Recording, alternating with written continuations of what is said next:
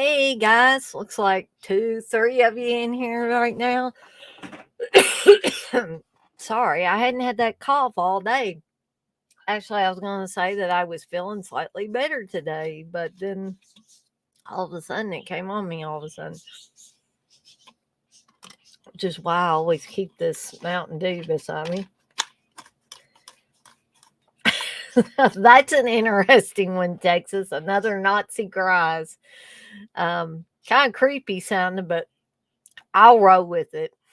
Um, so I'm sorry, my nose has started running all of a sudden too. Um, I wasn't even sure if I was going to be able to do one or not, which is why I wanted to explain why there was a delay in me getting the promotion up there on Facebook and stuff. Because I don't know, I must have the starting of carpal tunnel or something because my thumb and pinky on this hand were drawing inward and I had cramps and I about never got them to go away. So I definitely wouldn't have been able to do a stream tonight if it had kept doing that. Thankfully, it has eased up and hopefully it won't do anything like that again, at least during the stream. I would rather it never happen again, but I have it from time to time, usually when I've been gripping something really tightly, which can be a cause of it. Carpal tunnel can be a cause of it. Dehydration. I don't think I'm dehydrated. Low calcium and magnesium levels are several things. I mean, I know that's not entirely interesting to you guys, probably, but I'm still working on my hat. I didn't have as much time today to work on it, but it's getting there. It's getting there. Um, I mean, I'm liking how it's looking, and I'm still waiting for my patch with Evil Dead chick on it and the buttons to come in to completely decorate it. And hopefully that will be soon. And I will get my ass in gear and get that patch sewed the rest of the way on. Um, I, I actually looked up things to see if you could use a heat press, like those Cricut heat presses, to iron this thing on. But what I found is kind of what I feared was that usually the heat press that I got is more for flat things like t-shirts and stuff like that. When you have something that has a traditionally a curve in it, like a hat, um, it seems that Cricut also makes a hat heat transfer press. So, but I didn't really want to spend $129 on it. It actually, I think, may have cost a little bit more than my 9 by 12 heat press or whatever I've got over there that I put on the t-shirts. But I hope Sammy calms down. You can probably hear him barking in the background. Now he's howling. Um, Let me just step away for a second and go and check on him. I'll put the Evil Dead background. There we go.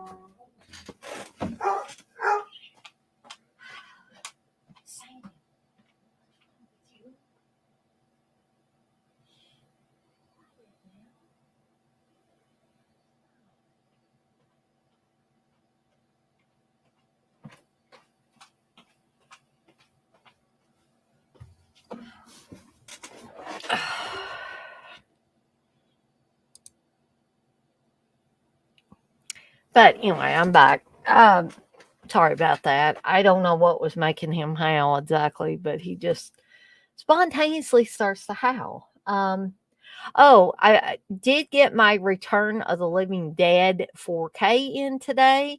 Haven't had a chance to watch it yet, so I'll have to, for any of you wanting to know how the quality is or anything like that, I will have to get back with you on that. Um, see if there's anything else. I want to remind everybody that the Trick or Treat um, from 1986, hey, Menelect, um, the Trick or Treat watch along is for Saturday. Should be at 7 p.m. Eastern time. I am going to Scarefest through the day, but I should be back in plenty of time to do that. If not, for whatever reason, I will try to let you guys know as soon as possible. On the job front, I'm still waiting to hear back. I hope I get positive news from the first interview I had. But I've got another one of the employers. This is an orthodontist, but they're needing a help desk person, probably to help with password resets and things of that nature, I'm sure. Um, but Steve said, "Yeah, go for it." He said, "Go do as many of those interviews as you can." So I guess I'll be setting up an interview with them as well. So I'm just gonna, try to keep on top of everything until it gets narrowed down to, I mean, yeah, it's nice to have some to pick from, but I just don't want to get too overwhelmed. I don't really think I'm going to get overwhelmed because, like, really, I in that high of a demand. Um, but Texas, you say Criterion is putting out Baron von Munchausen in January. Well, I heard from Steve that I guess Warner Brothers, we don't, or he didn't see a date or anything of release, but I guess there were rumblings going on of an Exorcist 4K. So I'm really excited about that. As you guys know, I have absolutely been waiting patiently for an Exorcist 4K to come out. And these dang fruit flies, one of them's buzzing around me. I don't even have anything back here tonight. And there's a cap on my drink and all that. So I don't know what in the heck it's flying around me for. But I wish it would go away.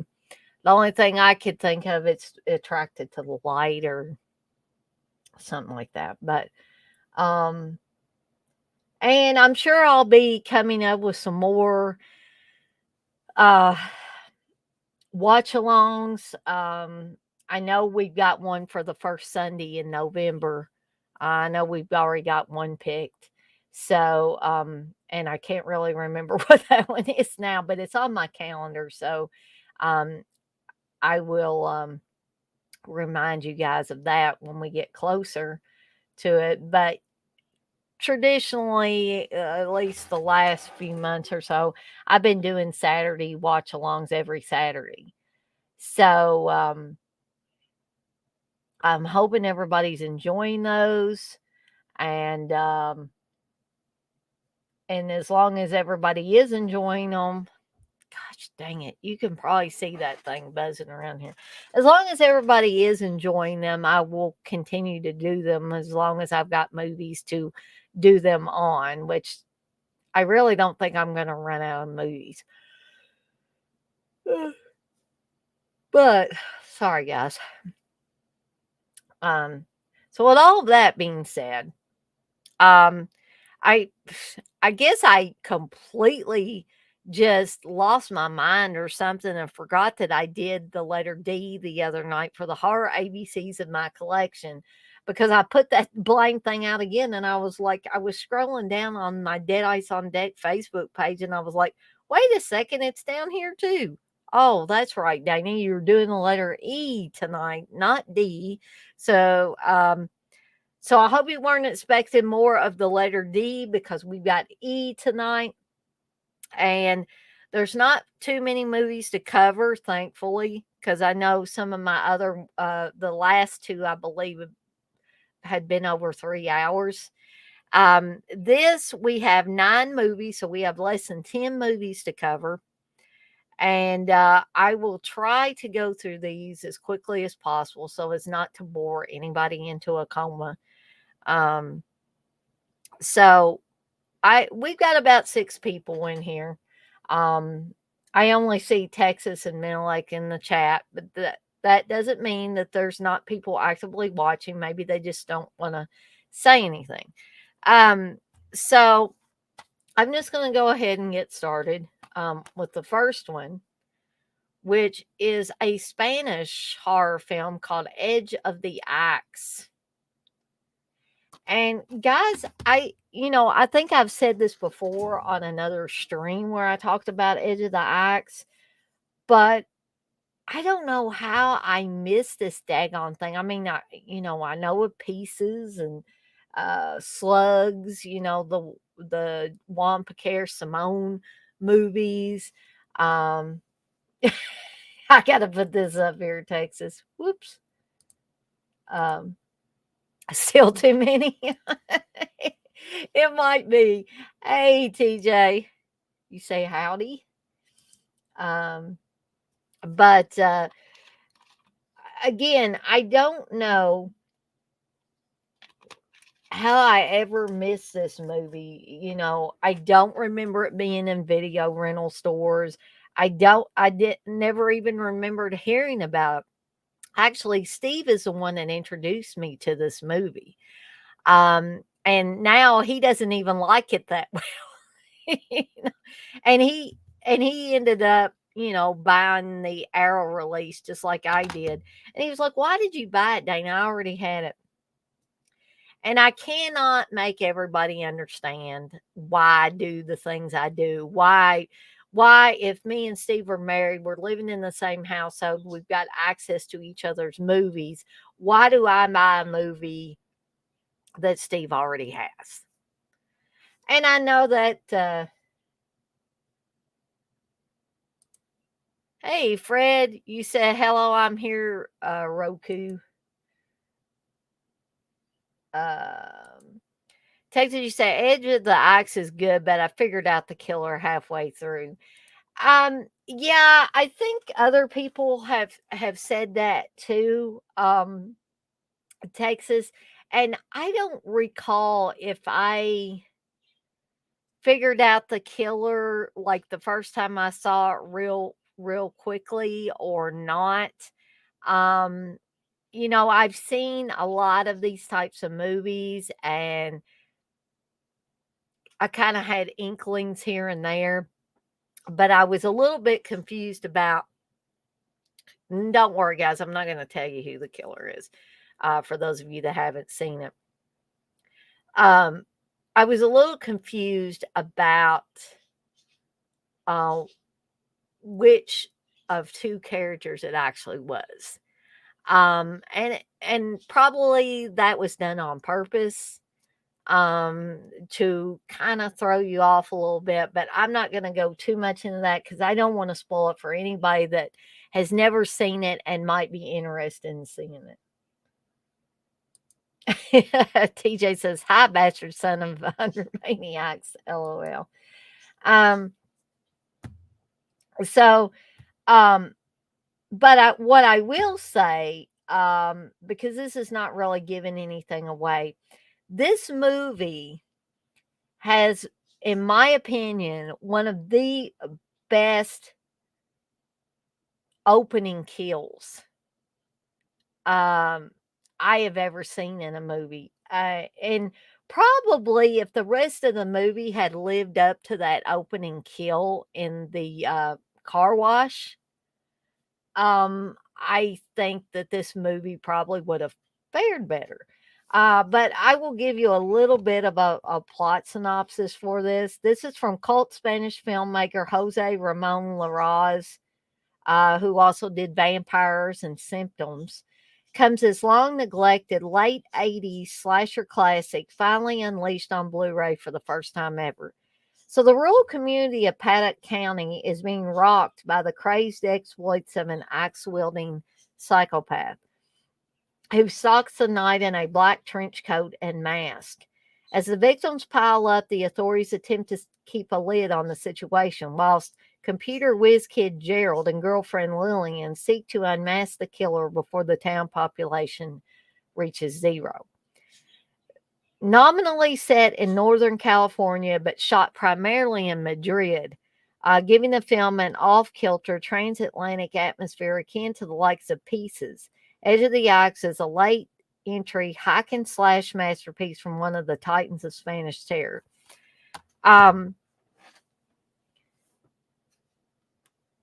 So again, I was amazed at this movie. And again, if the rest of the movie had lived up to that first, in my opinion, amazing kill, um, I think that this movie would have been a lot more popular. But I still enjoyed a lot. It was, when you discover something that's been around for a long time, but the first time you discover it and you're like, wow, this is really great. How did I miss this film? And that's how I felt about it. And I'm not really sure if Steve saw it before uh, before we watched it together, and then he subsequently ended up buying the Blu-ray. Um, I want to say he did, but he couldn't remember all of it. Like he couldn't remember who the killer was and stuff like that. So I think it's a really interesting film, although it's probably not as good as Pieces. You know, Pieces seem to have a lot more. Perhaps this one was too serious. And you know how Pieces had that some of that crazy stuff in it, and the Linda Day George bastard screaming scene and stuff like that. There's not really stuff like this in Edge of the Axe. Edge of the Axe is a lot darker than Pieces, in my opinion. Um, and you don't have somebody like Ian Sarah's character in Pieces running around, bed hopping with all the lovely co-eds at the college. Um, it's pretty straightforward, dark, um, and pretty much pulls no punches, and it's all business, okay? And that's probably the big reason why Pieces is more popular or Pieces is more well known. Um, let's see.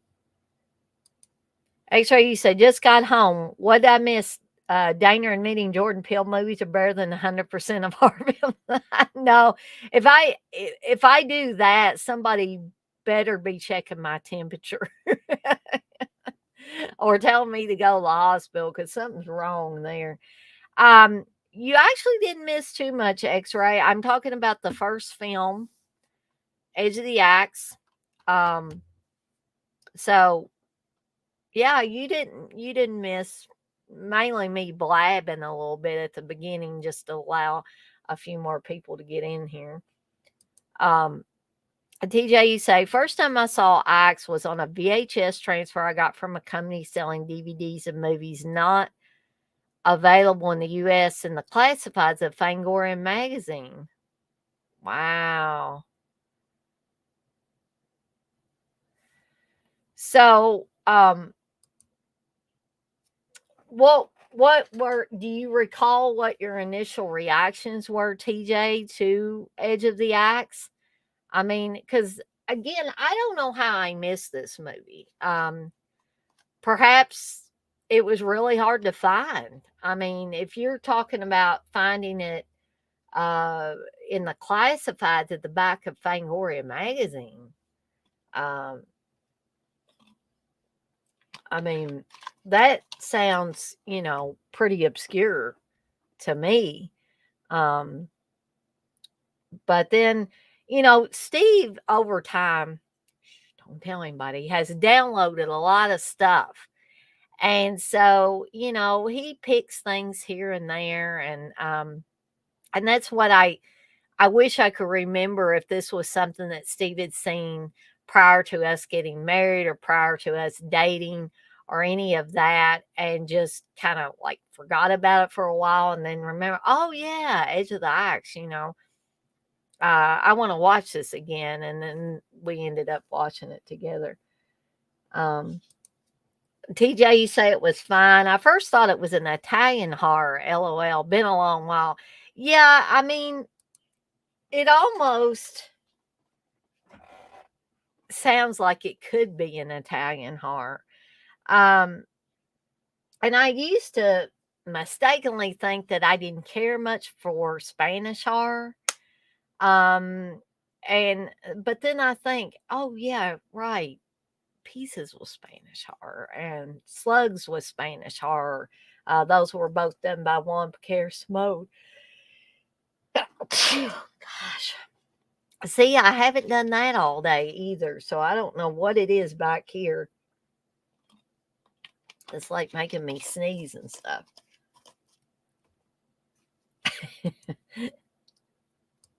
X-ray, you said baklava. Um, TJ, I've watched some of the Blind Dead series with Steve. He really likes them, and I just like them okay. I mean, maybe I need to try to rewatch some of them again. Oh yeah, well, Jess Franco. I mean, Bloody Moon. I like Bloody Moon. But most of Jess Franco's other stuff, you know. So you could be right about that, X-ray. So anyway, that's Edge of the Axe. Like I said, I'm not planning on spending a whole lot of time on any one film. And we're just getting ready to start uh the movie that I say is my all-time favorite horror movie, and it's probably not going to ever change, I don't think. Um X-ray, you want to know if I'm into Jean Rollin or I don't know how to pronounce that. Daner, he's my favorite French horror director. I don't know. I can't say that I've really watched that much of that director's stuff. So I would have to get back to you on that after, I don't like to feel like I'm talking out of the side of my mouth. If I haven't really concentrated on a certain director's work or watched a lot of their stuff, um, I don't really feel like I'm qualified to give an opinion on it. And that's just my thoughts. If somebody else wants to do that, hey, go right ahead. But I'll have to get back to you on that after I see a few more of Jean Rollins films. Franco American. Most are about lesbian vampires. Well, honestly, that's not really my thing. Um, but I'm not gonna say I would never watch one. Um,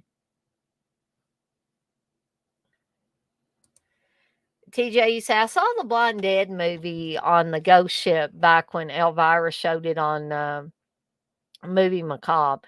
I got the DVD coffin box set of the series years ago. Oh, that's pretty cool. That's cool. TJ. Hey, Matt. X-ray, you say you should check out Living Dead Girl and Grapes of Wrath. I think Steve probably has one or both of those. I'm pretty sure he has Living Dead Girl. I thought that he told me that Living Dead Girl was like one of the first, maybe the first DVD he ever bought. And um, maybe he got it at Suncoast or one of those really expensive jobbies back in the day. Um, I wanted to say he spent like $50 on it or something. And he may have Grapes of Death. I'm not 100% sure. Matt, you said we are almost to her favorite movie, Edward Scissorhands. Actually, we're to Dana's all-time favorite horror movie, The Evil Dead, the original from director Sam Raimi. And this is when Sam Raimi was in his prime, guys. Um, so this is referred to as the ultimate experience in grueling terror. More than 35 years ago, a low budget horror movie roared across movie screens and changed the velocity of fear forever and made a cult legend out of Bruce Campbell in his iconic role as the lethal wisecracking Ash Williams. But he's not really that in uh, this first film. Um, Now, for the first time, you can experience the ferocious ingenuity, relentless shocks, and gore pushing havoc of the original Sam Raimi masterpiece in 4K. Of course, I was going to get this on 4K, guys. TJ, you say Rollins films are probably too slow for the kids nowadays. I think they're atmospheric, if anything. X-Ray, you say, yep. Jean Rollin movies ooze atmosphere, even the weaker ones. Um,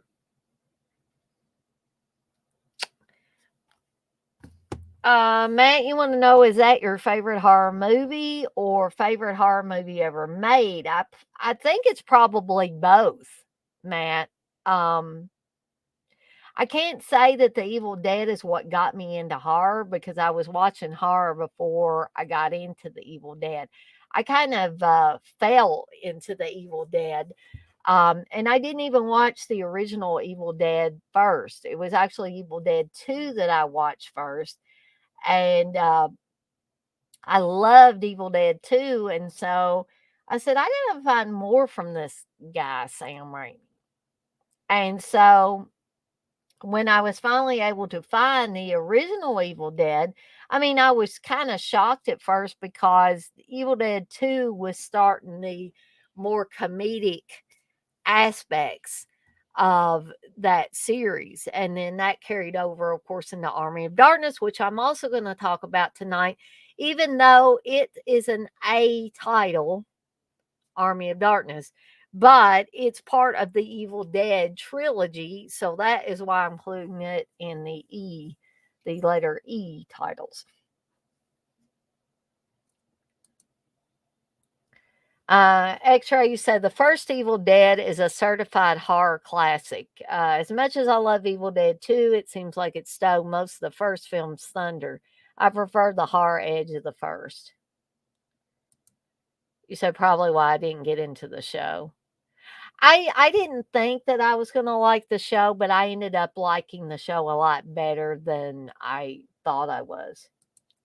It was too wacky. Yeah, and I could see that being the case with a lot of people, and I don't know if, um, because I saw Evil Dead 2 first, if that's why I'm more accepting of that comedic, wacky element. But I don't know, X-Ray, if you and I'm not trying to encourage you to like, Evil Dead 2 or the show better or anything. But I don't know if you have watched any of the short films that like Sam Raimi and Scott Spiegel and all those guys did, and Bruce Campbell was in some of them, Ted Raimi was in some of them, Tim Quill. I mean, the list goes on and on with all those guys doing um, different short films. And I was lucky enough to be able to get the entire, like, I guess the entire as far as the amount of short films from all of those guys that they were able to collect, and put together on DVDs. I don't even know if they are still available now. Um, but I was able to get them, and I think I ended up paying around $100 to get all of them. I think there were like three or four. Um, and if you look at those, you will see the same kind of slapstick or splat stick or whatever you want to call it. Three Stooges like gags and things like that that ended up being an Evil Dead 2, that ended up being an Army of Darkness, that have been in some of Sam Raimi's other works, some of Scott Spiegel's other works, and things like that. So, um, but I totally get that some people prefer that darker, harder edge to the Evil Dead. And and you know, that doesn't bother me at all. Um but if you guys are interested in any of the short films, I mean, some of that stuff is on YouTube. Uh, so if you weren't able to get in on that, I just ran across that stuff by accident. I was like, I really want to find these all these little short films that they made. Some of which were made like real early when these guys were super, super young, a little more than kids. Um, and then some of them were actually like in between projects like The Evil Dead and then some of the other early projects. Um, TJ, you say, Dana, besides Evil Dead Rise, would you be into another Evil Dead movie without Bruce? TJ, I mean, this is just only my opinion. And I am not upset at all that you asked this. You're going to take it fine, I think. But some people are going to think, geez, Louise, Dana, come on. But I think it's time to call it quits on the Evil Dead stuff. If Bruce Campbell feels like he's too old to play Ash anymore, um, I just think just let it die. Let it go. Because I said this about the Phantasm series too. Um, there's actually several series I think they just need to end it. And they should have ended it a long time ago. Halloween, they should have already ended. Friday the 13th, they should have already ended. And these are series franchises that I love. Phantasm, they should have ended it before Ravager because if you wait too long a time, your characters are either going to get too old to play these parts, or they're not going to be interested in the parts, or sadly, they're eventually going to die and or be so sickly, as was the case with Angus Scrim when they did Ravager. That I think it would have been better just to cut the cord and just said, no, we're not going to do anymore. We've waited too long. It's too late. So I think that, in my opinion, is the case with Evil Dead. I think they should just forget about making any more with or without Bruce. Um, and, just let us enjoy what we've got. For the people that enjoyed the remake, let them enjoy the remake.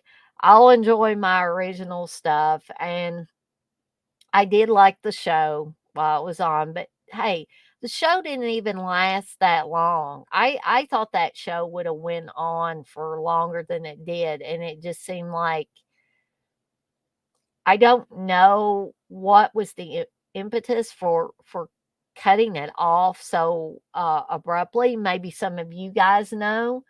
I mean, maybe there wasn't as big of an audience for it later as there was originally. I don't know. But I guess the short answer to that would be no, I wouldn't be. I'm not saying I might not give it a cursory watch, but I wouldn't be into it. I can tell you that real quick. Um, so The Evil Dead, like I said, I did not watch it first. I watched Evil Dead 2 first. I've told the story about watching it for the first time with my aunt and really seeing something unique in The Evil Dead 2. I liked Sam Raimi's style. Um, I liked, how it was directed, how things were set up. I enjoyed the Ash character. Watching it definitely made me want to seek out anything else that Sam Raimi ever did. Okay, at that point in time. And at that point in time, I loved everything that I saw with Sam Raimi's name on it. The original Evil Dead included. Um, and also, I was extremely excited around 1992, 93 when Army of Darkness came out, you know. So, yeah, I don't think I need to go on and on about The Evil Dead. It's like, it says, Joe Bob says it's spam in a cabin flick, okay? These college students go to a cabin and bad things happen to them because they find this book in the basement, the Necronomicon, as it comes to be known. And when they um, bring that and a tape recorder up out of the cellar, rather, I guess I should say, instead of basement. But when they bring all that stuff upstairs and they start playing the tape back of Professor Noby, who talks about these beings, these things that end up in the woods and start affecting things around them, and then the more they play the tape, things get weirder and weirder. And Ellen Samwise's character, who plays Ash's sister in the film, she does the whole scene where she's like, shut it off. And she's like, just, she cannot take it. And so they end up turning it off and stuff. But then it's too late. The damage has already been done. So Cheryl, that's Ellen Samwise's character, um, ends up hearing voices outside the cabin. And so stupidly, as we've come to know over several films, it's stupid to go outside and ask who's out there. It doesn't matter if it's a slasher film or a film like this where there's some kind of demonic entity or something like that. You don't go messing around outside asking who it is, because you don't want to find out who it is. So she gets, however laughable this may seem to people, she gets forcibly raped by the trees in the woods. And what that does, essentially, as we soon find out, it infects her, or possesses her with the Evil Dead. And then when she gets possessed, all hell breaks loose and things go from bad to worse. Okay. Um, so that is essentially what this movie is about in a nutshell. And there's no way for them to escape because the bridge they came in on, when they try to escape early on or leave early on, because Cheryl wants to leave, um, they're not able to because the bridge is just like some giant hand is coming and just broken it apart, and they cannot. There's no way to go except if they want to go through the woods, which we soon find out is not a good idea. TJ, you said I took it fine. LOL. Okay, great. Um, so if you've never seen The Evil Dead, I highly, highly recommend it. If the only thing with Evil Dead attachment to it or Evil Dead name that you've seen is that remake, please try, at least give this one a try. Okay. At least see what the original idea for The Evil Dead was. Can everybody do that for me if you have not seen it? And as I always say, if you want to watch any of these that I talk about in this series, please try to find a for free version somewhere rather than just, oh, Dana says it's great. I'm going to go out and buy it. No, please don't do that. I would rather you watch a for free version. 71 says Evil Dead. Yes. TJ, you said, by the way, as a kid, I liked the monsters more than some dude who couldn't get out from underneath a 2 pound bookcase. LOL. Exactly. I mean, he's not definitely Bruce Campbell's character of Ash is not the hero. He's not that wisecracking character that we came to know and love in Evil Dead 2 and Army of Darkness, and to some extent in the show when it was on. He's just, some guy that things fall on him constantly. When the shit hits the fan, there's bookcases and other things falling on him constantly. Um, he is inept. He cannot do anything in the original Evil Dead to save his friends, his sister, his girlfriend, and really at the end of the day himself, really. So I get that. I totally get that statement, TJ. So anyway, that is Evil Dead. Um, Moving on is the one that I talked about a little bit when I was talking about Evil Dead. Is Evil Dead 2, which, as X-Ray said, is too wacky for him. And perhaps if I had seen the original Evil Dead before I saw Evil Dead 2, I might not be as accepting of Evil Dead 2.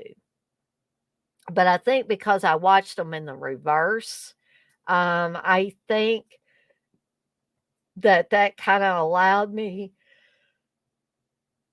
to experience this comedic, wacky element that Sam Raimi kind of got forced into adding and kind of wanted to add too. Because there were things in this one with green blood. The blood basically could be any color but red. And that was the studios putting pressure on Sam Raimi there. So I guess really he had to be more creative with things in the Evil Dead 2. And then really Army of Darkness, which I'm going to talk about quickly here in just a minute, doesn't, I mean, it has monsters and skeletons and all that stuff, but there's not a lot of bloodshed in Army of Darkness at all, of any kind.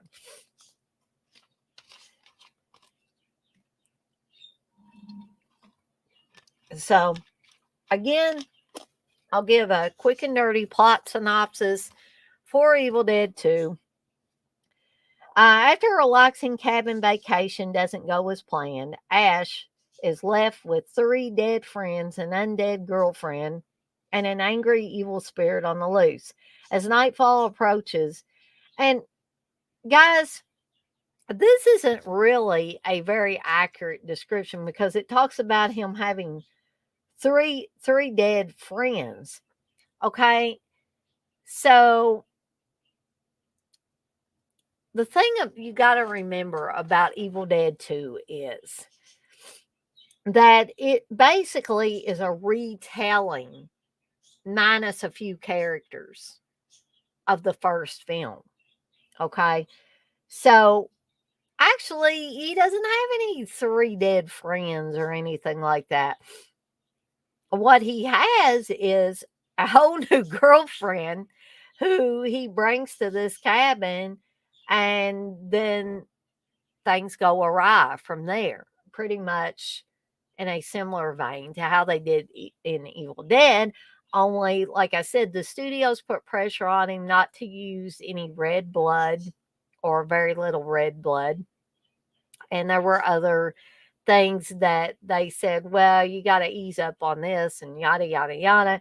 And so this isn't really an accurate plot synopsis, but he does have an undead girlfriend. And there is an angry evil spirit on the loose. As nightfall approaches, Ash must prepare again to battle the legions of the damned if he wants to make it to dawn. Welcome to director Sam Raimi's infamous second film in his gleefully gory cult classic Evil Dead franchise, starring Bruce Campbell as the most lethal and groovy hero in horror movie history. Now presented in stunning 4K for the first time and including over 4 hours of special features, this fully loaded edition of Evil Dead 2 will leave you gasping for more. Okay? And that is Evil Dead 2 with my few add-ons there in a nutshell. Okay? And again, this is the first one I ever saw. And once I saw it, I was hooked. And I did not dislike The Evil Dead when I watched it. After watching this one. I just kind of went with it. I guess because I was so wrapped up in Sam Raimi's directing style and the atmosphere and the character of Ash and all of that, that I just really didn't mind that, sometimes in the context of things within the two films, stuff didn't really make sense. But guys, honestly, do things 100% always make sense in horror movies? No, they don't. They're just fun. They're just fun. I think that's what they're supposed to be. They're not, there's horror movie logic and there's real logic.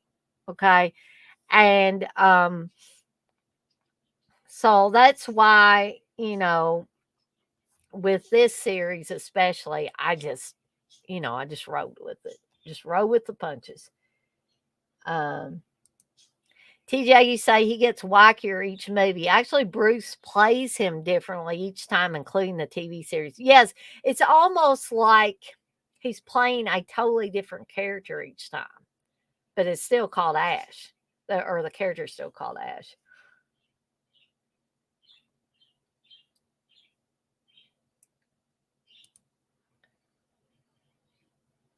Not all movies, Dana. Ha. Yeah, I get you, TJ. So anyway, like I said, I'm not gonna spend like tons of tons of time on these, but I will say that Evil Dead 2 does have a bit of nostalgia for me because, as I have said before, I remember the first time watching it. Me and my Aunt Sandy rented it. We were eating chili. And I remember, even though the movie is wacky and all of that, I remember my aunt, like an Afghan. She was pulling an Afghan up over her face at certain points in the movie. And as you guys all know, an Afghan has little holes in it. So unless you're closing your eyes, you're still going to see stuff. Um, so that's my nostalgia story for Evil Dead 2. Um, and the last one I consider in that series or the trilogy is Army of Darkness, which completely goes kind of Ray Harryhausen on everybody, with the skeletons, and it has a lot more comedic stuff thrown in it than even Evil Dead 2 did. But I cannot even begin to describe to you how ultimately excited I was when I heard there was going to be another movie in the Evil Dead series. And this one didn't try to do a retelling of the cabin thing. It pretty much went through that quickly from Evil Dead 2, and then has him in 1300 AD or whatever it is. And whereas it looked like they thought he was a hero at the end of Evil Dead 2 when he landed in 1300 AD and went through that time portal. Um, Now they think he's a bad guy and they're going to go feed him to some of the Deadites. Um, so, um, again, I figure this is a movie a lot of you guys in here have seen. But and I pretty much give you the plot of Army of Darkness. It's not a really complicated plot, guys, but the movie is fun. Um, I wished for a long time for a Evil Dead 4. I did. But as I said to TJ a little bit earlier when he was asking me about another Evil Dead without Bruce, um, I think it's just time to call it quits, to call it done. The time has come and gone to have another Army of Darkness. If we were going to get another Army of Darkness, another Evil Dead movie, sorry. I think if we were going to have an Evil Dead movie, part 4, then it should have been done at least in a few years after of Army of Darkness. It's been too long, guys. This was like 1992, guys. Um, and or thereabouts. And it's 2022 now. It's too late. Um, the golden time for that would have been, like I said, within a few years, 3 to 5 years after Army of Darkness came out. And they didn't want to do that, or it just never occurred to them to do it. Maybe they were too busy doing other things. I don't know. Um, but for whatever reason, they didn't. And so I think the series should just be done now. Um, the show didn't really take off. So, um, yeah, let's just let it go. I personally, as a fan, I don't think they should have done this, or they shouldn't even plan this Evil Dead Rise or whatever. I think they should have just said, we're done. It's over and done with. I don't even think anybody should have done a remake of the original because, again, my opinion, but I think that movie's a travesty. It's awful. It's horrible. And as a fan, I felt like that remake was just a slap in the face to anybody that truly. And I'm not saying this to hurt anybody's feelings or anything, because you may be thinking, well, I like the remake, but I love the original series too. So maybe it's just me. Maybe I just felt like I was being slapped in the face. Um, I mean, perhaps nobody else feels like that. But I just felt like as a fan of that original series, I felt like it was a slap in the face.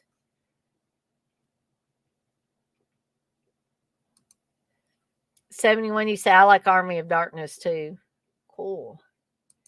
Texas, you say, my mom wasn't into horror films, but she watched Army of Darkness and loved it.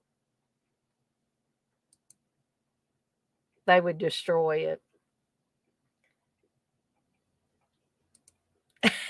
Texas says, Army of Dana. Ah, Dirk, I know. I know. You said the remake is great, Dana. The series is fun. Um, I just, this is going to be one of those cases where I have to politely agree to disagree with you, or politely disagree with you, Dirk. Um, because I don't feel like I'm ever going to change my mind about that remake.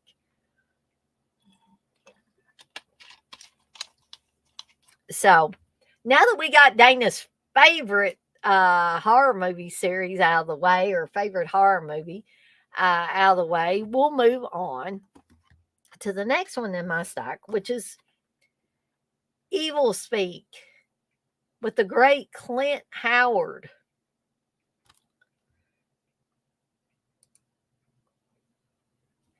TJ, you say, I hate bringing this up, kinda, lol. Did y'all see there was a petition for Halloween Ends reshoot? So dumb, huh? Oh, God. Why can't they just let it go? Just let it go. Just let it die. Matt, you said I didn't care for the remake. It was depressing and missing the campy, cheesy magic. It was just like all the other modern horror flicks that's boring and just has good effects. Yeah. And both Darren, of course, I don't see Darren in here tonight, but both Darren and I have both said that we hate that drug addiction thing that's tacked into that movie. I just think if you want to make a horror movie about drug addiction, make a damn movie about a horror movie about drug addiction, but don't call it Evil Dead. Um, Clint, LOL, yeah, TJ.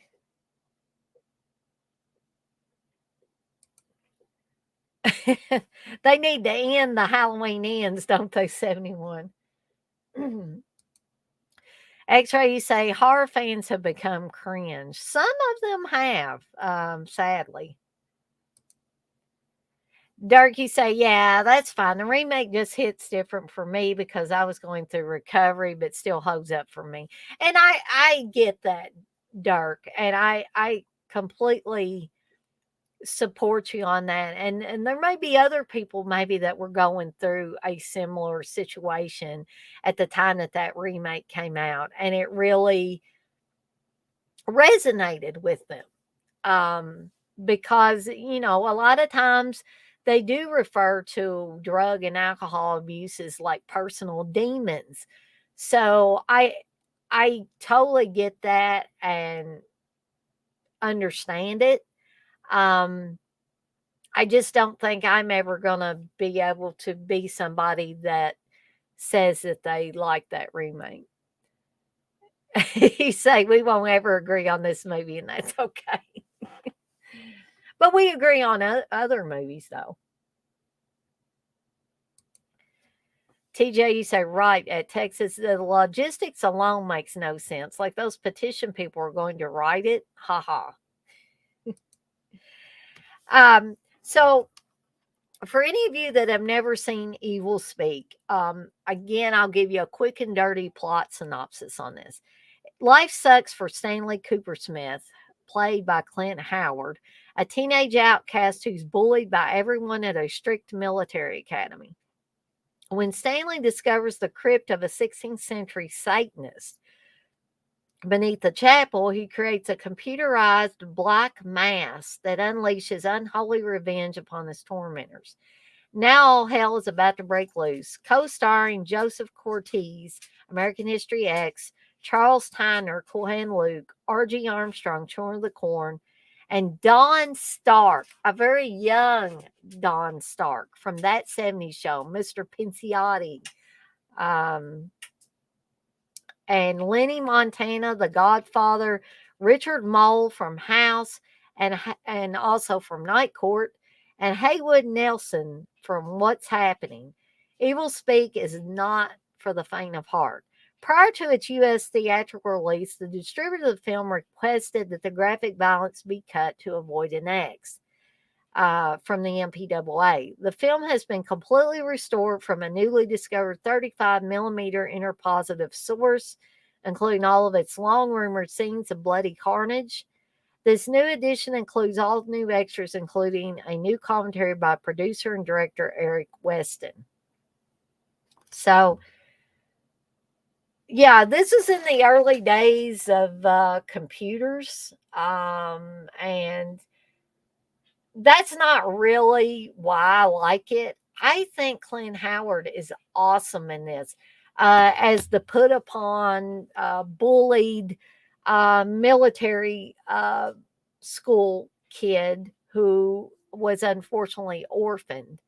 Um, his parents died, and then he was basically why you would put an orphan in a military school or military academy, I don't know.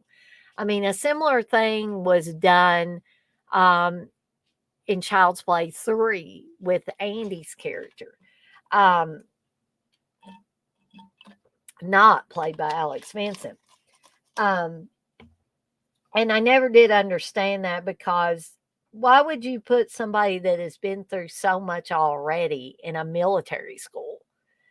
Um, doesn't really make sense. But anyway, this poor guy, Stanley Cooper Smith, is very much bullied. And there is one scene, I mean, thankfully it's not a real animal death, a real puppy death. But I guess that scene needed to be in there where the guys kill his puppy. I'm just warning you guys. There is a scene where the guys that are bullying kill his puppy, and that pushes him over the edge and leads to this black mass, um, and his possession, and the ultimate revenge. So I kind of know why it needed to be there, but that scene, even though you don't really see anything, you see him draw the knife back and go forward, and you hear squeals and shrieks, supposedly from the puppy, and you see blood dripping and all of that. And there could be, I can't recall for sure, but there may be a scene of the dead puppy later, um, where Stanley Cooper Smith finds the poor puppy. Um,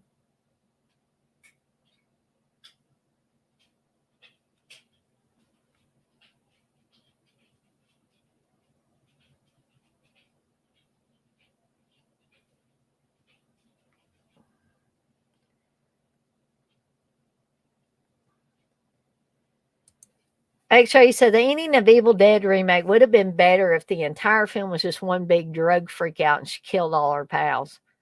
Perhaps. Matt,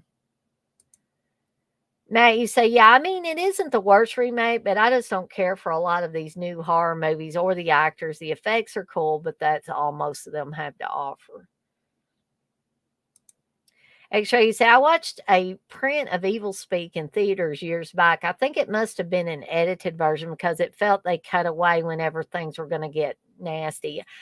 Yeah, that sounds like you were watching an edited or a cut version. Matt, you say, I don't think a lot of these new horror movies will stand the test of time like the OG ones. Probably not. Um, TJ, you say my main Evil Dead remake gripe was giving the possessed exorcise and not the white evil dead eyes bastards. You say evil speak is fun, TJ? Dougie say still respect they went mostly practical.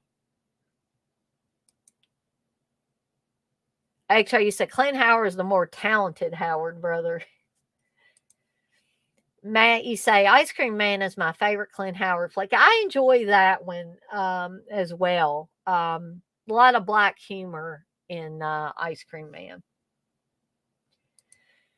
Texas say Blissful and I watched Evil Speak a couple of weeks ago with Phantasm a couple of weeks ago.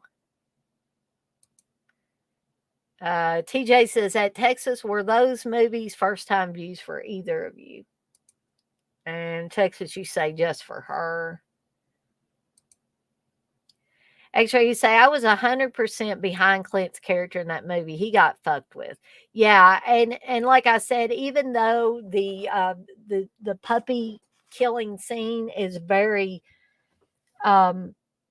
painful for me to watch, even though I know that a real puppy did not get killed. Um, I'm a dog lover. I'm an animal lover in general.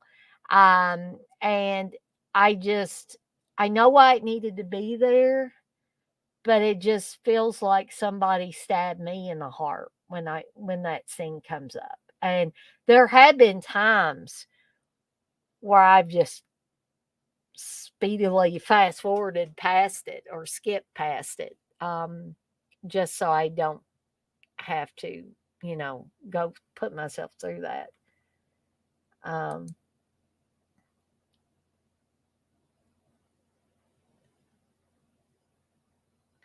Red, you say, what are you doing? Still listing movies A to Z? Well, I'm not really listing them, Red. I'm talking about them, and we're to letter E now. And you say Halloween Ends have more comedic parts than scary parts.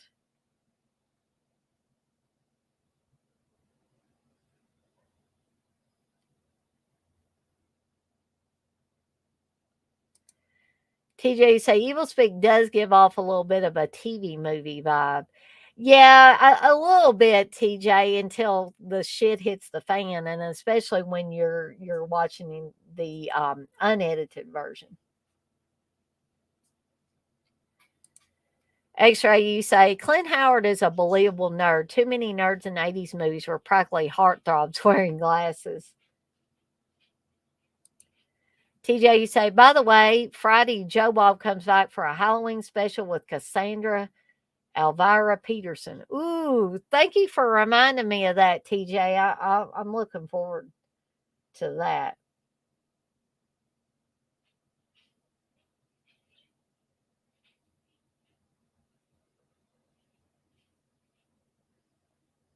Uh, I'm not sure what Red's saying there, but anyway, um, anyway, um, I do like Evil Speak. Um, I like this tagline as well. Remember the little kid you used to pick on? Well, he's a big boy now.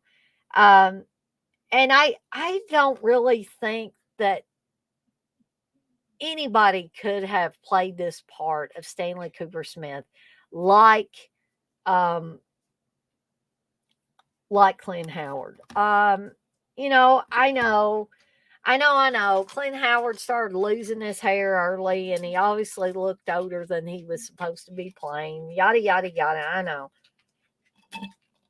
but he really did a good job with this. Of really, he was sympathetic during the majority of the movie, and you could really feel like you were on his side during most of the movie, if not all of it, because they did kill his dog. And, you know, if somebody did that to one of my pets, I would be enraged. Um, and the stupidity of doing it, there was absolutely no reason For some, how evil do you have to be to kill a poor, defenseless, innocent animal? So within this movie, I think those guys all deserve what they got.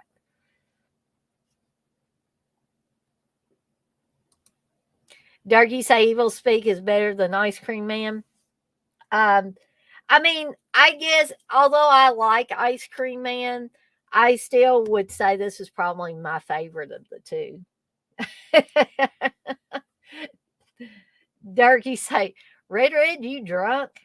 Well, I don't know what's going on there, but he put something up there above your evil speak better than Ice Cream Man that I'm not even sure what that is or what it means. Um, 71, you say, does that make Clark Griswold evil too? LOL. Well, I mean, he didn't. If you're talking about the scene where he drags the poor dog in National Lampoon's Vacation, I would say Clark Griswold's not evil because he didn't mean to do that. That was an accident within the movie. These guys in Evil Speak clearly wanted to kill Stanley Cooper Smith's dog in order to hurt him. Um, and so they were willing to kill a poor defenseless animal on purpose, not by accident, but on purpose in order to hurt him. So, no, I would say no, Clark Griswold is not evil. Yeah, that's what I was trying to figure out, Dirk, if it was a line from a movie, and I just can't recall what movie it would be from. So, anyway, there is Evil Speak. The next one is the one that I was talking about. Steve heard through the grapevine that it will soon, well, I don't know how soon, but at some point will be coming out from Warner Brothers, I guess, on 4K, and that is The Exorcist. And this is the set I bought a few years back, several years back, I think. I don't think Steve and I had been married, but maybe a year or so when I got this. Um, but I was having a really bad day, and Steve, bless his heart, said, "Well, I think Walmart has that the new release of The Exorcist. Do you want to go get it?" And so Steve took me, and ended up getting it. And this actually, it comes with the Blu-ray, and it has the extended director's cut and original theatrical version. It has a book, The Freaking Connection, a memoir, um, which actually,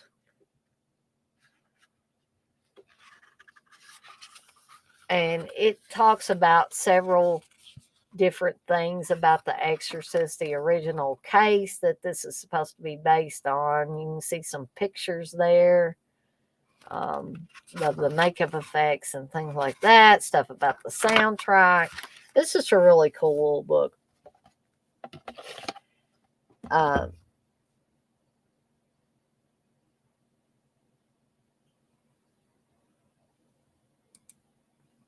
TJ, you say all the versions going to be in 4K. I like them all, but having the theatrical version should be first.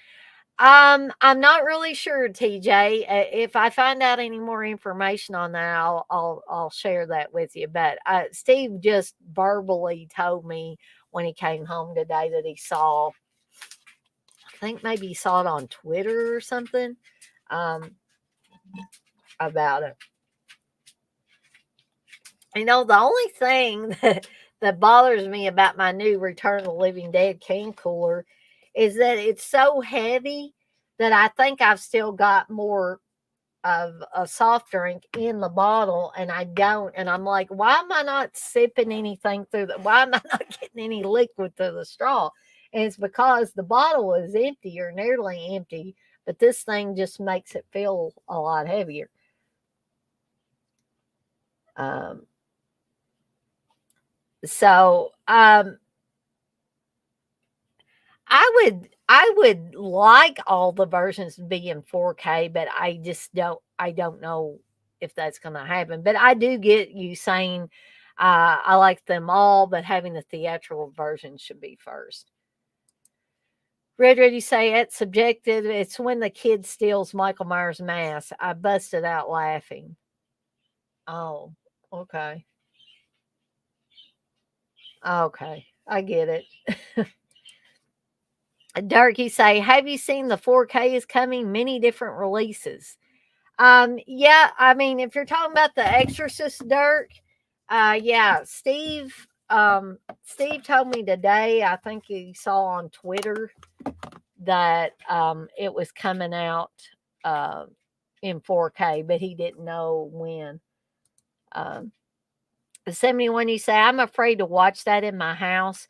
It might start making attic noises again. Yeah, that would freak me out. Red, you say I don't drink, by the way. Oh, that's cool. I think Dirk was just asking, just because we couldn't figure out exactly what you were saying there, and uh, Dirk, you say, oh, okay, Red, I thought about it after my bad. Dirk, you say I figured it was a quote or something along those lines. Yeah, I kind of thought it might be. I wasn't. My brain wasn't clicking with that. Um, So, um, I don't think I need to describe what The Exorcist is to anybody in here. A little girl gets possessed. A little girl, Reagan McNeil, played by Linda Blair, um, gets possessed, and that's the main part of the story. And these two priests come to try to exorcise her and get the demon out of her. I mean, it sounds like a really simple story, but the story within the movie itself is a lot more complicated. But I am not here to give like a scene by scene breakdown of these movies. That would probably bore you guys to tears. Um, The Exorcist was a movie that I had always heard about growing up. Um, and always wanted to see it. My parents had saw it at a drive-in. And Dad used to tell this funny story about how they went with another couple who the guy um, kept covering his eyes during the whole movie. And Dad would watch movies like possession based movies then, but now he doesn't want to watch them. He says they give him the heebie-jeebies now. Um, but like I said, my parents had seen it at a drive-in. Um, I would love to see this movie to drive in. I think that would be so cool. And actually, I believe the first Fright Night I went to, Fright Night convention, I believe they showed The Exorcist, but we didn't end up, when all of us, like the Dead Pit Boys and several of us all went to the Georgetown Drive In, um, we did not end up going to the screen that was playing The Exorcist. I wish I had, but I think what we were all really there for was Wes CK. He had that 35 millimeter print of Madman, which was going to be screened. And there were so many freaking people at the drive in that night that we couldn't drive vehicles in there. By the time we got there, there were so many freaking vehicles that we had to walk in. So the girl I was with, me and her had to we had to park the car and then walk down that gravel path to where the screens were. And so I wish that I had gotten to see The Exorcist at the drive-in at that point in time. But maybe there's still time. Maybe somebody else will show it, or maybe um, perhaps they'll show it at the Georgetown Drive-In again or something. Um,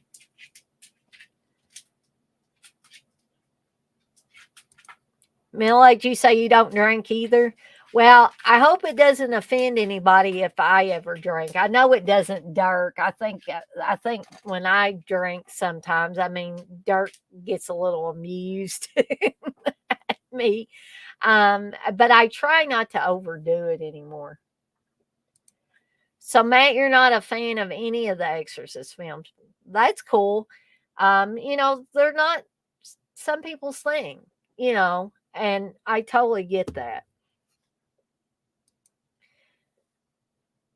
71, you say, I like all of them, even the crappy one too, but it's not worth the risk since the spirits in my house are calm now. Derek, you say, really, Matt? Well, 1 and 3 are really the only ones worth your time. And I would agree with that too, Dirk. Wes, you want scene by scene breakdowns, and I want them now. Oh Lordy, you would not want me giving scene by scene breakdowns of anything, please.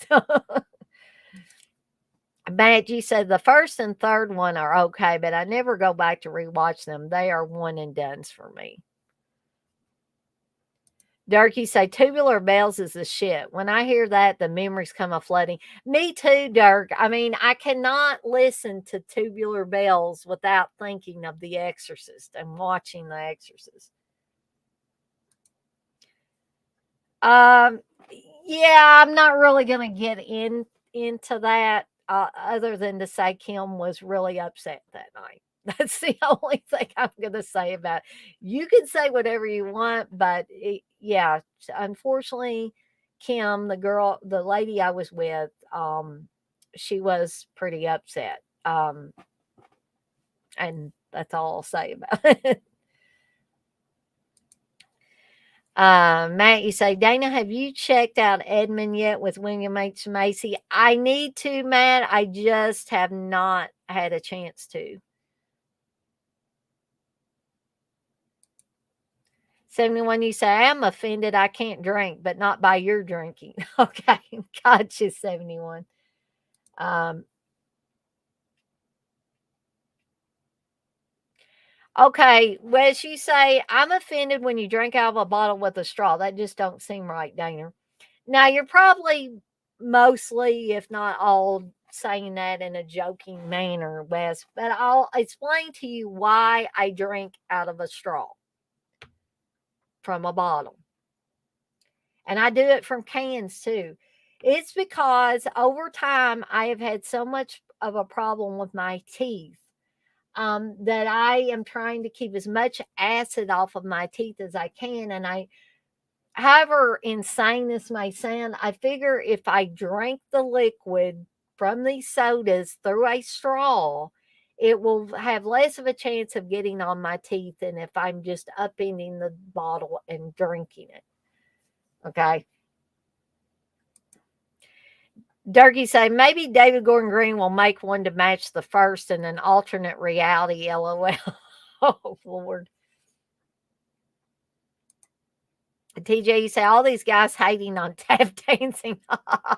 No, actually, Steve, he loves Exorcist too. He says that's Pazuzu's Reagan. And he says that's the sexy Reagan.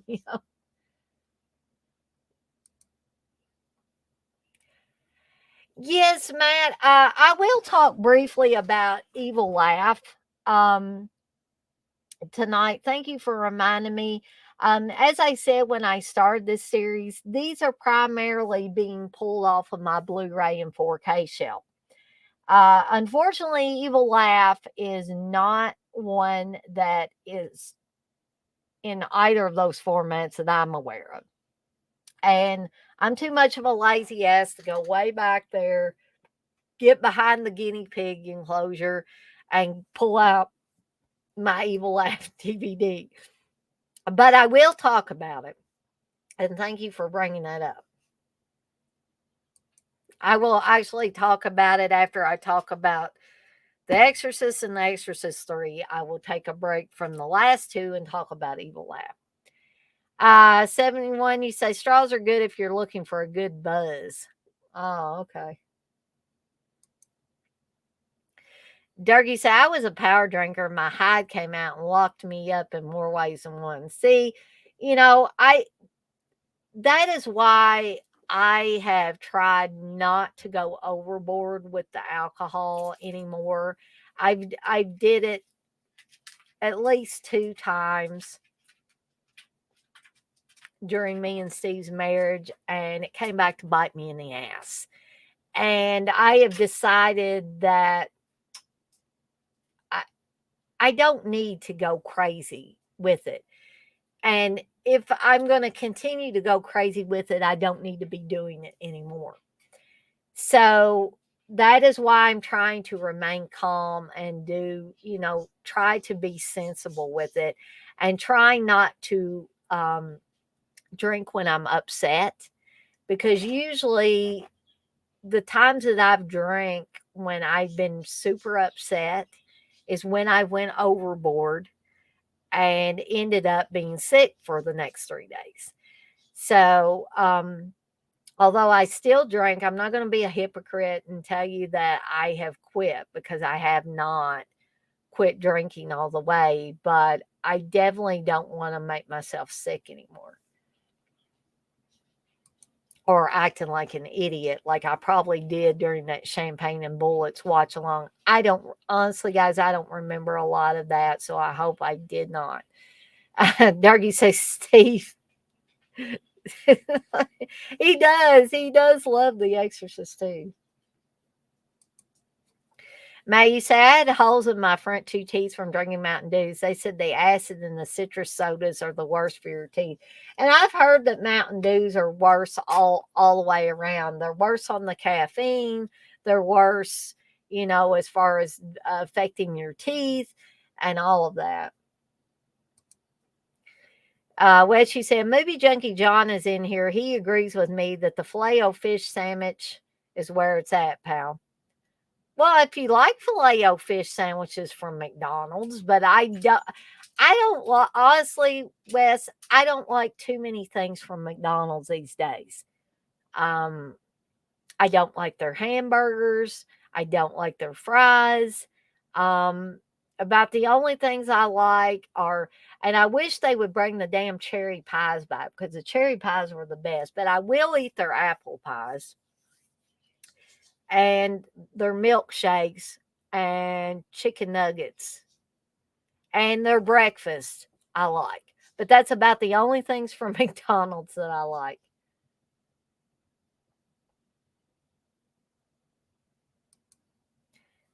Yeah, 71, you say, oh yeah, be careful on that. You say you don't have to quit. I had to. 15 years of drinking every day was too much. Yeah, and I try not to drink every day either. Mountain don't, pal. X-Ray say Steve needs to cosplay as James Earl Jones character in The Exorcist 2 in full African insect garb. I don't know. That sounds kind of scary. Um, TJ, you say I just got the ghost pail from Mickey D's. LOL. Like you got one of those boo buckets or whatever the heck they're calling them. X-Ray, you say McArnold's hash browns are baller. Wes, are you asking if I've tried Filet-O-Fish? Um, maybe a long time ago. I don't know for sure. Dare you say, hell yeah, X-Ray. Um, so again, I'm not going to go on and on and on about The Exorcist or The Exorcist 3. But if you don't mind these kind of movies and it doesn't freak you out, I would say give this one a try in a for free version first. And with all that being said, Dana is really looking forward to. I don't know why I'm telling myself about myself in the third person, but I am really looking forward to the 4K when it's released. And Uncle Bill or Uncle Rat or whatever will probably want to skin me alive for saying this, but I hope it has Dolby Atmos sound because I really want to watch The Exorcist with Dolby Atmos sound. There, I said it. Don't throw tomatoes at me. Okay. So now I'm going to talk about The Exorcist 3. Then I'm going to talk about Evil Laugh because Matt reminded me that, yes, I do want to talk about Evil Laugh in here. Um, TJ, you say, yeah, the Halloween buckets. They don't got a lid, though. Cheap butts, saving on plastic, I guess. X-Ray, you say, Steve loves him some chicken nuggies. No, actually, he'll eat cheeseburgers from there. Um, Dirk, you say, I don't know, Wes. I had a chili cheese Whataburger triple stack today. That shit was fire. Matt, you see, after working at a lot of these fast food places when I was younger, most of them are nasty as hell, and I think they pay off the health department. Yeah, I used to work for a local restaurant in the kitchen washing dishes, and you see the kind of shit you see behind the scenes, and it kind of gives you pause a little bit when thinking about eating fast food.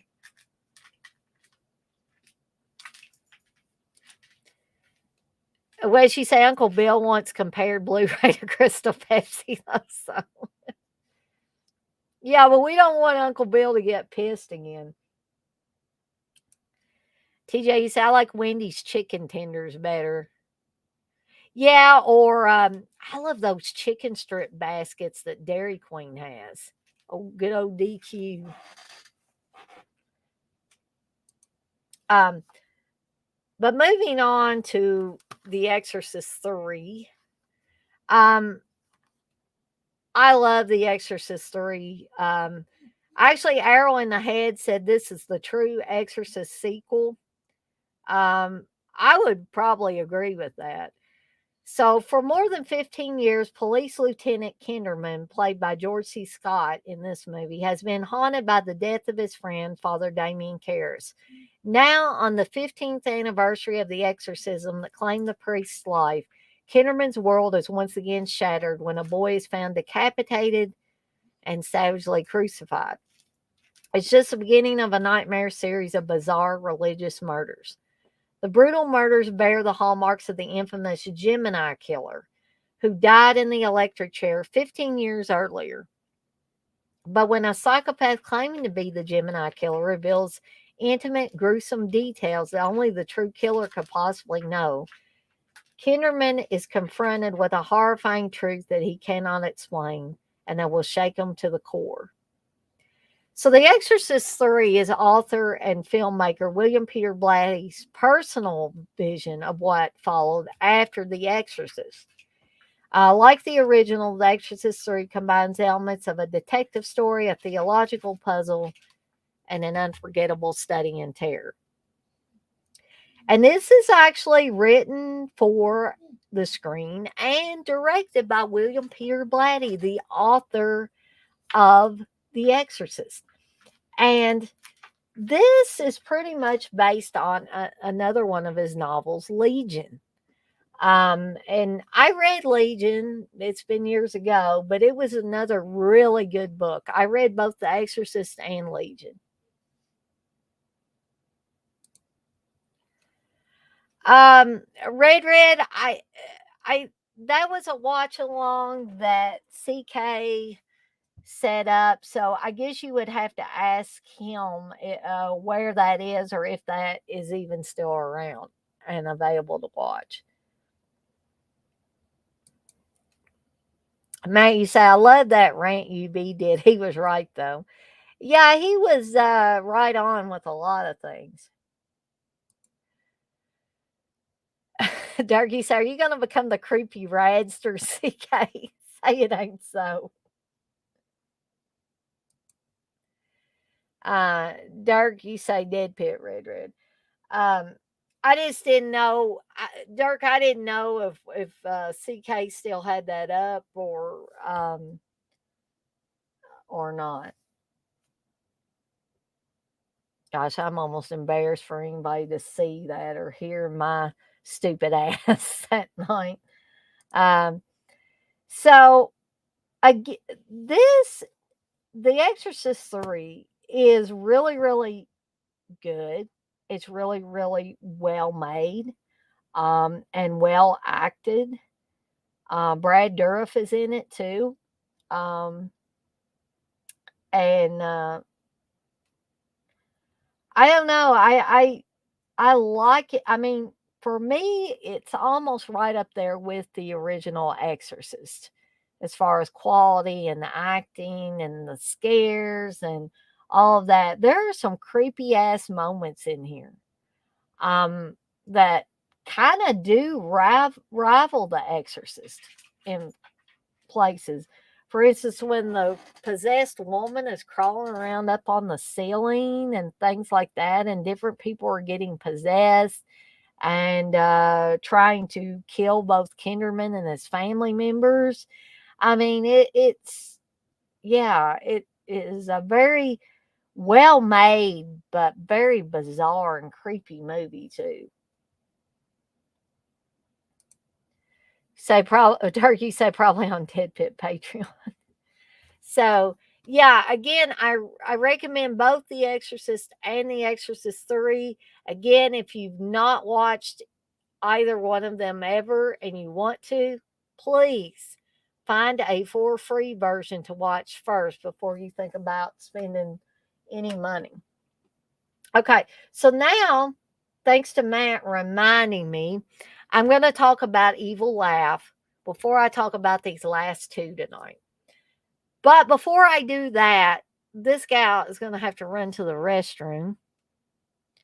So I'm going to put up the background here.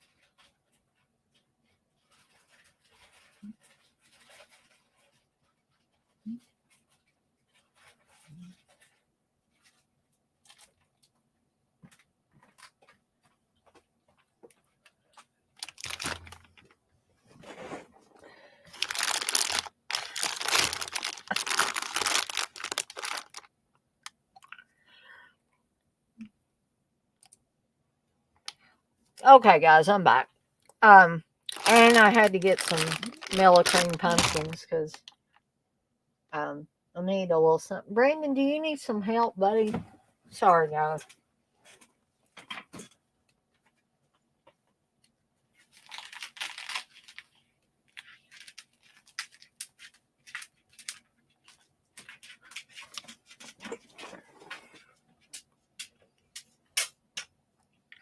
Let's see here.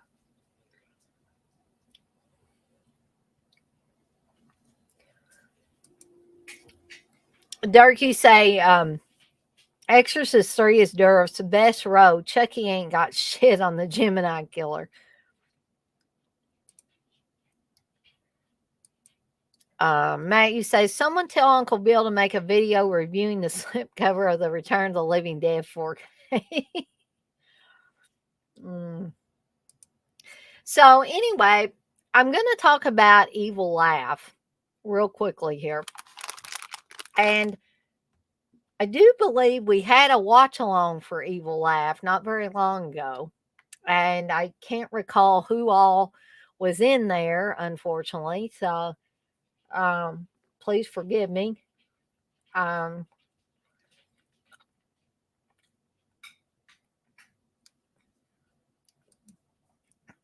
Texas, you say I thought there was a werewolf in your house? Or could you hear Brandon kind of whining or um TJ, you say I saw the Return 4K has the work print and standard def. Wonder if it's better than the extra crappy version that was on YouTube. I don't know. I just got my Return of the Living Dead 4K in today, but I have not had a chance to watch it. So, um, maybe if I get a chance to watch that work print, I can get back to you on that.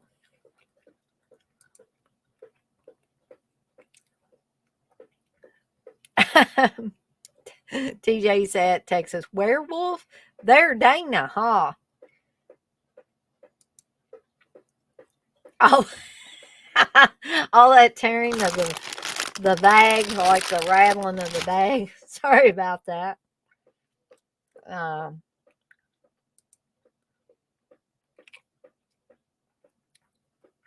Matt, it may have. Um, I'm not 100% sure. Um, but anyway, back to Evil Laugh. Evil Laugh is a movie that I do remember from my video rental days. Um, it always had a really cool cover, which, hold on here, guys. Just wanted to show you this here. Oops.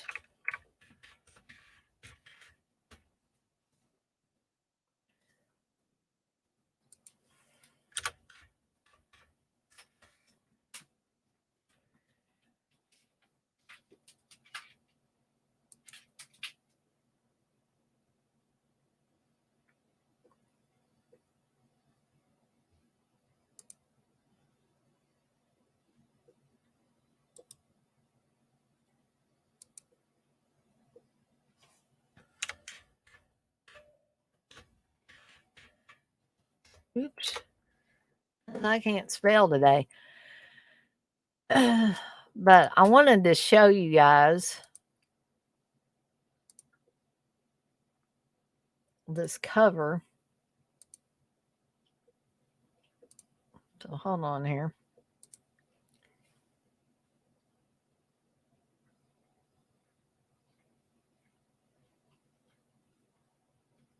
Oh, shoot.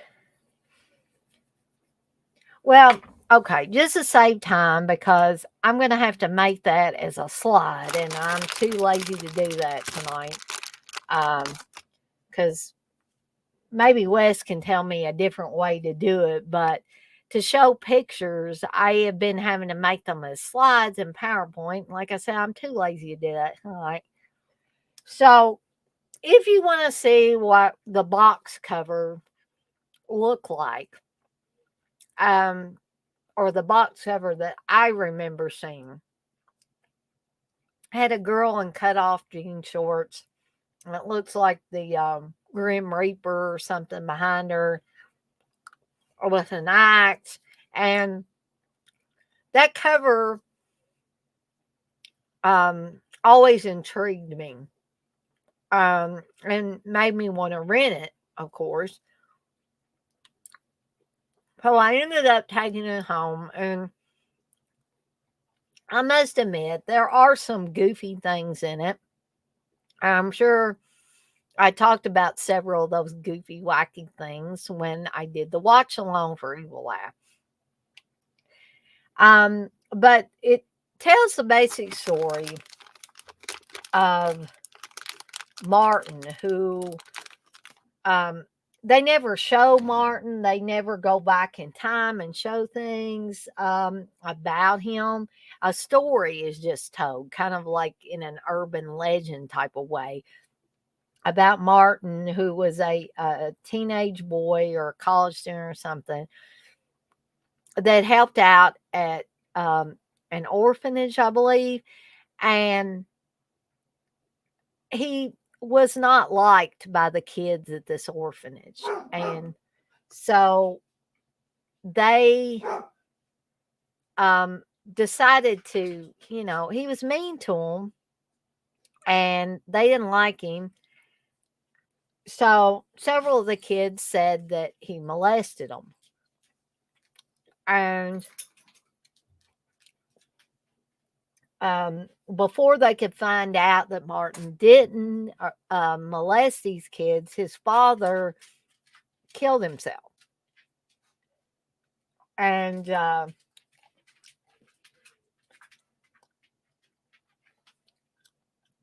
think maybe Martin ended up supposedly killing himself too. Um, but not before he went back to the orphanage and slit the throats of babies and killed these kids that had lied. Why he killed the babies, I don't know. I'm guessing that just added an extra layer of creepiness to the story. So it's years after that, and these medical students are going to get the house and renovate it, and Jerry and his girlfriend um, are going to reopen the orphanage or foster home or however you want to look at it, until they get their friends to come up with them to help them clean everything, get the stuff ready. Jerry comes up there before anybody else gets there, and is pretty much dispatched by the killer, who we're not sure if it's Martin or not. We kind of assume it's Martin. Um, and the reason why this movie is called Evil Laugh, I'm assuming, is because the killer, after killing people, usually makes this really creepy laugh. Well, the movie, you can't really take it seriously. It's just a fun little time waster to me, basically, and has a few good kills in it. But I'll tell you one really creepy part, and this still gives me cold chills when I watch it. The medical students are in there cleaning everything, and there's this whole cringy montage where they're cleaning and dancing with each other and bumping their butts together, and it's like, you would have to say, if you have not seen it, you would have to actually watch it to see that. And so while they're cleaning, they find a cassette tape. Remember cassette tapes, guys? In the fireplace. And they put the cassette in the player and hit play. But just at that moment, one of the students, Barney, comes in there and says, "Hey, wasn't Jerry's car out there a little bit ago?" He said, "No, it's gone." So they run out the door to go see what's going on. And at the moment all of them leave, the cassette starts playing. And it's a very creepy voice on there and says, "The children are dead. Oh my God. The children are dead. Martin, why? Why?" But the voice sounds really weird.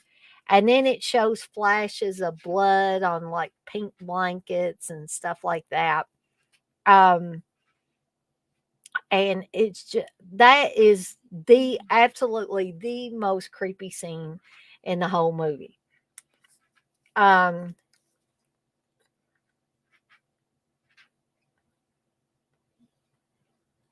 Drooping noise. Oh, I'm not sure what the dripping noise is. Um, there's no water in here, and I don't think anything is dripping, Matt. Now, Brandon, my older basset hound, he's right there in the middle there behind me. He likes to lick his paws, and sometimes it sounds like a dog lapping water. Now, they do have a water bowl in the kitchen, which is just off of this room a little bit. So, one of the dogs could have been drinking some water, and I'm just immune to it because I hear it so much. No, no, there's nothing leaking back here. It's not the roof. TJ, you say, I got all the DVD versions of Return. I've never upgraded. I rather watch the VHS version with the original soundtrack because I'm different, huh? No, that's not a big deal, TJ. You like whatever you like. Um, but so anyway, that was like the quick and dirty version of Evil Laugh. Um, I would recommend it, Again, watch a for free version. I think at one time it may have been on Tubi. You can probably find it on YouTube. That was probably one of the two places I found it to use for the watch along. Because again, I'm too lazy to go get my stuff and get this player or a drive hooked up to my computer and all that. Um, Matt, it may be this bag popping. It may sound like dripping. Maybe if I move it over there a little bit, it could be a possibility. My mic might be picking up on it. And Sammy, my other basset hound, is scratching himself over here. So I don't know. It could be any number of things in here. Darky say, I used to like bologna tacos with peanut butter and jelly, but I was just high as fuck. No, that sounds like a stomach problem waiting to happen, Dirt. I never was a big fan of bologna either. Um, yeah, and I still don't like bologna. Okay, so we're going to cover the last two, and then I may stay on here a few more minutes, but I'm going to try to get off here a little bit earlier so I can drink another diet or zero sugar Mountain Dew in my Return of the Living Dead can cooler while watching my Return of the Living Dead 4K. So the next one I want to talk about is The Exterminator, which is pretty much like a revenge type of flick. The Man They Pushed Too Far.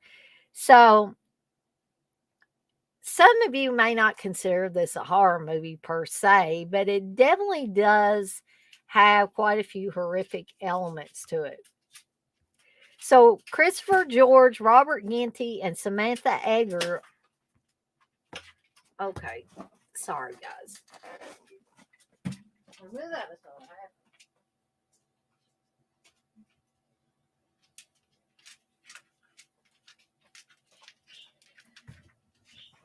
Uh, so, like I was saying, Christopher George, Robert Ginty, and Samantha Egger star in The Exterminator. James Glickenhaus's explosive story of a Vietnam vet, John Eastland, played by Ginty, a man who launches a bloody vendetta against the New York underworld when his best friend is brutally beaten by a vicious street gang.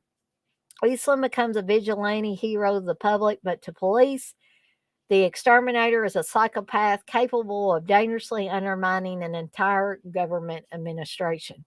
Synapse Films is proud to present The Exterminator in its more violent and gory director's cut, lovingly restored in high definition from original vault materials, one of the most cold blooded and controversial revenge films ever made.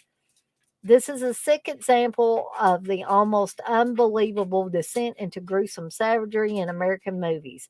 And Roger Ebert said that. Um, no, Dirk, Brandon definitely does not like my starlight or astronaut light or whatever. And I figure he's going to end up breaking it at some point. He's just going to stand there looking around now. But I don't know how many of you have seen The Exterminator, but I would say if you like some of the rape revenge films, I Spit on Your Grave, Last House on the Left, even though this is not a rape revenge film. If you like the Death Wish movies, if you like that movie Vigilante, um, then I think that you will enjoy this one. Even Thriller or Cruel Picture, if you like that, I think you'll like this one. Because it's kind of, for me, it's kind of in the same vein as those. Somebody is getting revenge on people that have wronged them in some way. Uh, so moving along to the last one, is one that I have always liked, even back when I guess in the VHS days, even. And then I had it on DVD.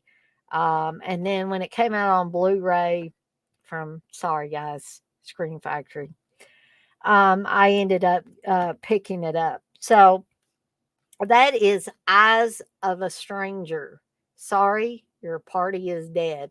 Although I think the cover for the DVD is a lot better than this one. I mean, this one's okay, but I think the one for the DVD was a lot creepier. It had like somebody was hanging and you could see their feet. And I don't know, it was just more bizarre, I guess. So, a lovely blind and deaf teen reaches for a plate she just put on the counter. It's gone. She reaches again and it's back in its original place. Someone is playing a cruel game with her. That someone is a serial killer terrorizing Miami in this terrifying thriller from the production company behind the original Friday the 13th and the director of Shockwaves, Ken Wiederhorn.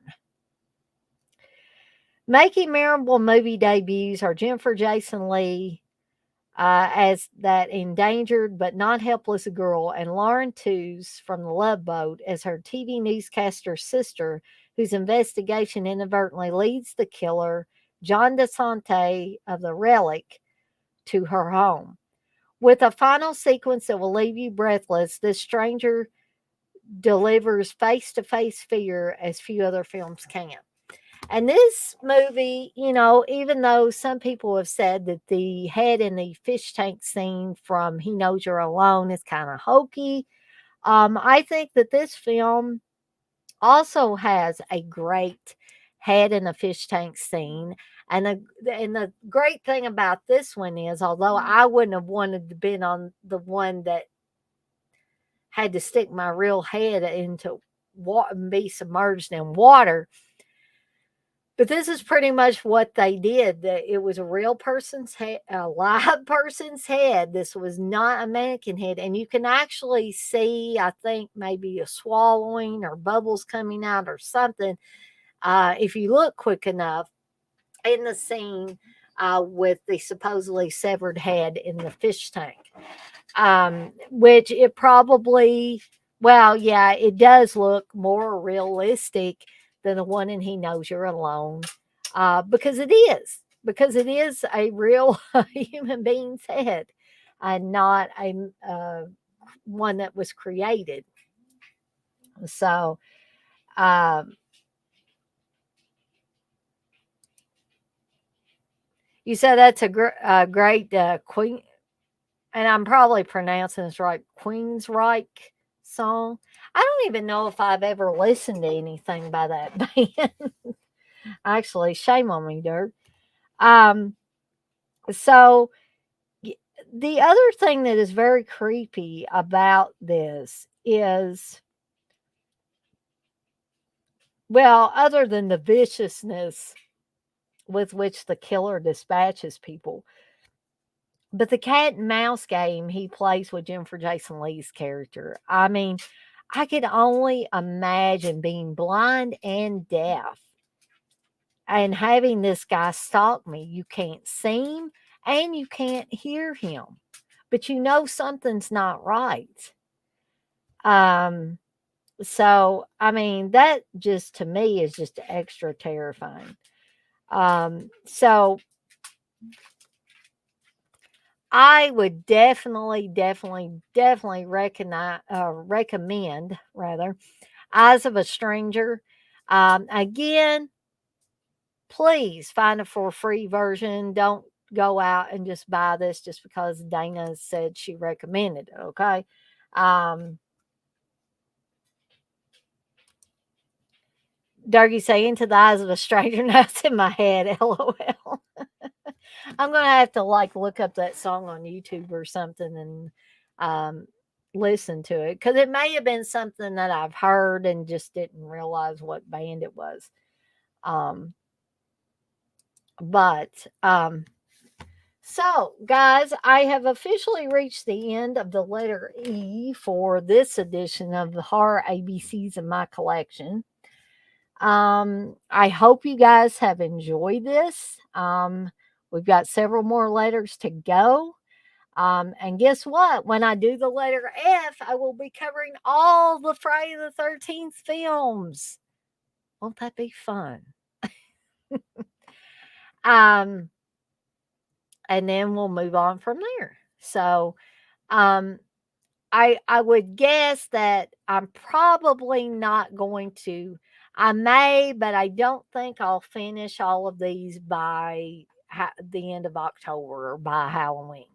And I definitely won't, or I'm not intending to be doing any streams on Halloween because I will be busy doing my own thing, um, as I usually do on Halloween. And the Friday before Halloween, of course, we're going to go to see Dawn of the Dead in 3D. Although Steve really doesn't want to, but I want to, so he's doing it for me. Um, and so we're going to be doing that. I highly doubt that I'll be doing anything that Friday, the 28th or whatever it is. Um, so, but still, a lot of things on the horizon for me to do. I may stay on here until 10 minutes. Yeah, I'll just stay on here till 10 minutes after 10. That's in 4 more minutes. So if you guys, got any suggestions, comments, complaints, any of that, now's the time to bring those up in these last 4 minutes. So have at it, guys. Um, Dirk says Friday the 13th. TJ, you say, thanks, Dana. Go check out Dead Pit for their Wes Craven stream after this. Oh, yes, yes. The Craven stream. Yeah.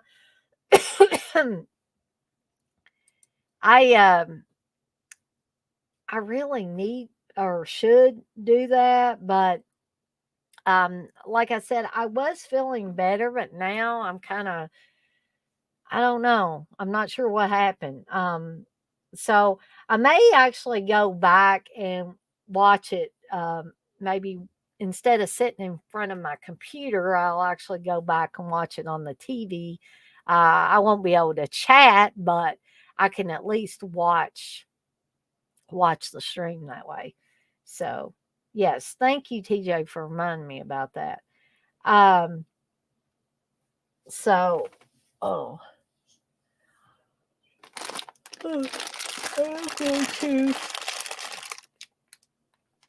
close this up. And I am sorry to CK and Uncle Bill or Uncle Rat or whatever, that I kind of went over 10 o'clock because I was telling myself earlier when I did see the Craven show, um, that I was going to try not to go past 10 o'clock. And unfortunately, I did. Durkee say, how about which franchise is top dog? Friday 13th, I know, but it'd still be fun to talk about. Well, that's definitely an idea that I want to keep rolling around in my head, Dirk. Um, and I'm glad that you throw these things out there because I try to ask pretty much every stream because um, really there's only so many ideas I can come up with. And I will certainly try to give credit where credit is due. If somebody gives me an idea and I go with that idea for one of my streams, I'll try to make sure that I say this was so and so's idea. Like if I do this one, which I would like to do, that would be interesting. Dirk, I'll try to make sure I give you credit for it. Um,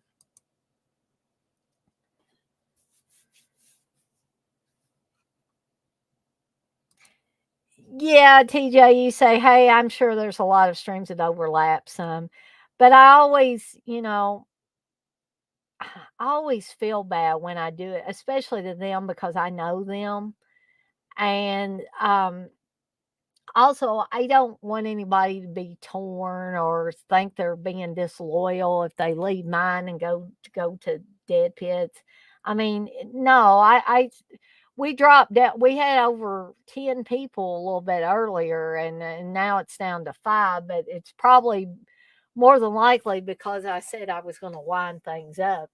Um, which, yes, it is now 10:10. So, with all the stuff being said that I have said during the last 2 hours and 10 minutes, I am going to skedaddle on out of here for the night. And I will see everyone on the flip side. Y'all have a good night now.